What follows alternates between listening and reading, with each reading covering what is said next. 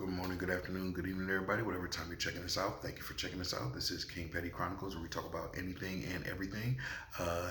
Today I told you guys I was gonna do it, so we're gonna do another sports talk. So today was mainly gonna be an update on things that happened with the Antonio Brown case, but if you have been, watching football at all, today's Thursday, November 15th. I mean, Friday, November 15th, sorry.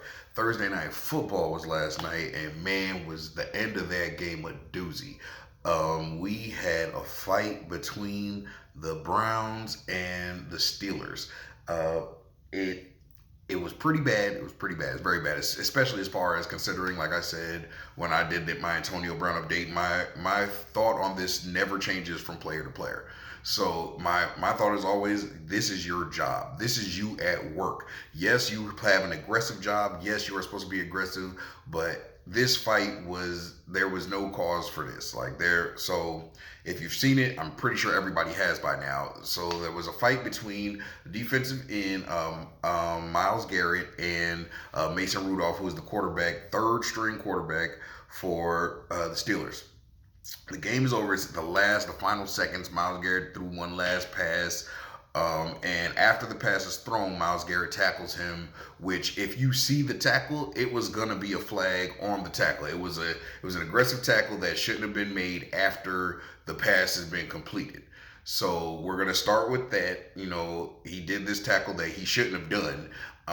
That would have been a flag. And so, as a quarterback who you've already thrown three picks this game, you've lost one of your star wide receivers to a concussion on a helmet-to-helmet hit. Juju Schuster was injured.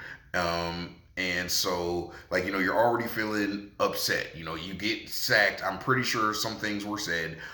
So Rudolph tries to take off Garrett's helmet while they're trying to fight. So they get into this fight, and Rudolph fails at that. Now, Garrett reacts to that by successfully taking off Rudolph's helmet, and then in the squabble, he aims and then attacks Rudolph with the helmet and connects his hit.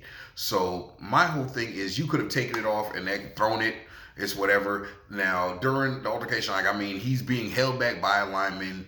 And as soon as he connects, Ponce comes up, the center comes up, and just, starts handling him. They're saying because of that video, he's been offered security bouncer jobs, because, he knows how to get done. He stepped in like you would want your lineman to step in for you when you're being attacked, period.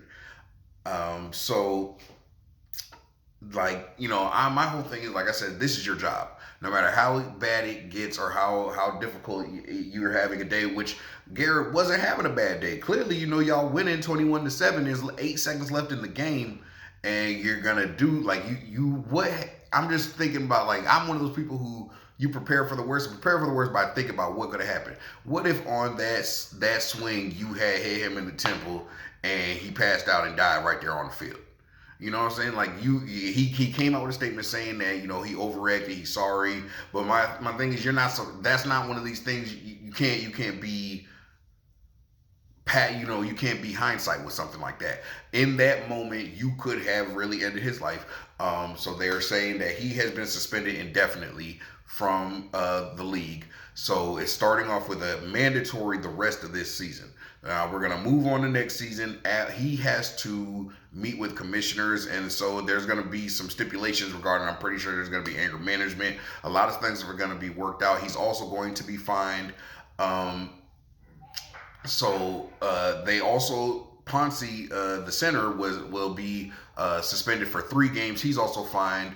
Both teams, both the Steelers and the Browns, are both fined $250,000.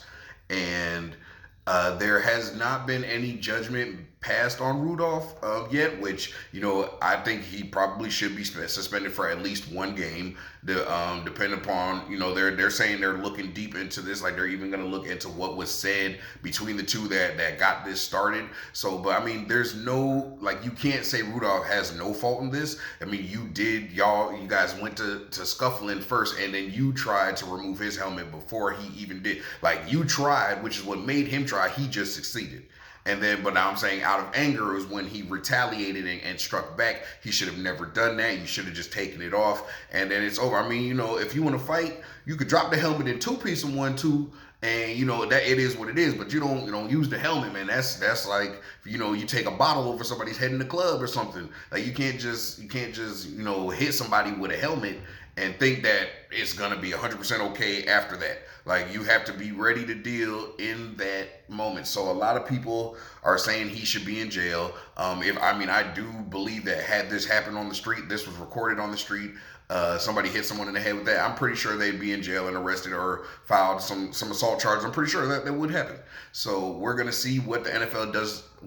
This is mainly gonna be about what Rudolph chooses to do, whether he'll choose to pursue this.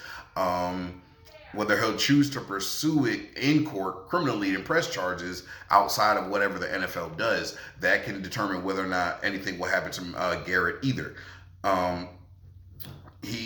So now a lot of these, you know, players have, some players are on Rudolph's side, other players are on Garrett's side. So, you know, there's been a lot of tweeting about it. One person who did tweet in defense was Antonio Brown, who, you know, he had his altercation with the person that he kicked in the game, and that was legal though. So, you know, you can't really say nothing about that. But, and you know, moving on from into this, we're going to talk about the little bit about the Antonio Brown. Today was also his meeting with the NFL investigators about his side of the sexual misconduct case. So he believes that it was a good meeting. He was cooperative. It lasted 8 hours. That is a full shift for some of us out here. You know, I'm one of those people. I work a full 8 hours. So, you know, you went in there, you had a good shift of talking to people about this. There are going to be follow-up meetings, but it went well, but he's still not expected to play, barring any, you know, significant change in the court case. Like, unless this is like dismissed and everything, and he just gets to, you know, walk free. If they do like a settlement out of court or whatever, decides whatever happens from here, that is going to be what happens. Outside of that, in this case ending here and now or before the end of the season, he's still not projected to play this season. So, but, you know, it's still going to be, you know, it's still interesting to watch as this unfolds. What's going to happen? You know, he's still adamant in saying that he is not guilty in all these charges. So we're definitely going to watch what happens on the follow-up. So with today being Friday, we had a lot Thursday. Tomorrow, we have the Colin Kaepernick is got the workout scheduled for tomorrow. So if all goes well, he could be back in the NFL and playing by the end of this month. He could be signed with a team if he's got a workout tomorrow in, I believe it's Atlanta. There are 11 teams out there coming out to see him. We got the Cardinals, the Browns, the Broncos, the Lions, the Dolphins, the Patriots. You know, Tom's getting older. We do need someone to handle the reins when he's gone. The Giants are looking at him. The Giants, the Bucks, and the Redskins. But the weird, you know, some people are feeling this is a publicity stunt by the NFL, and this is not a sincere gesture to get Colin back in the NFL. I sincerely hope Colin gets back in the NFL. I don't think he should have ever been kicked out of the NFL. But I would love to see him back in, you know, but they were just saying the call came out of the blue. They were only allowed like 2 hours to respond, like to figure out, hey, you're going to be here. Like, we got something Saturday. You want to come out and do this? They haven't really done anything like this in a while. So we're going to see I'm hoping that this all bodes well for Colin. Sorry, man. I was thinking about Cam Newton right then, but you know, that's a whole different story. We'll talk about that at another time. But I'm really hoping that things go well for Colin Kaepernick, and I would love to see him suited up. I would love to see him in, you know, New England. You know, I love it. You know, I'm petty, you know, I bring him over here so everybody can hate on us some more, and we got somebody to take over when Tom, you know, hangs it up. And so I'm really interested. I'm going to be watching the updates and definitely checking out the videos. I got my, you know, I'm rooting for Colin. So, you know, thanks everybody for checking it out. This has been King Petty Chronicles. And, you know, I'm always going to be doing updates, and there are more videos coming. Like, subscribe, share. Thank you for stepping in.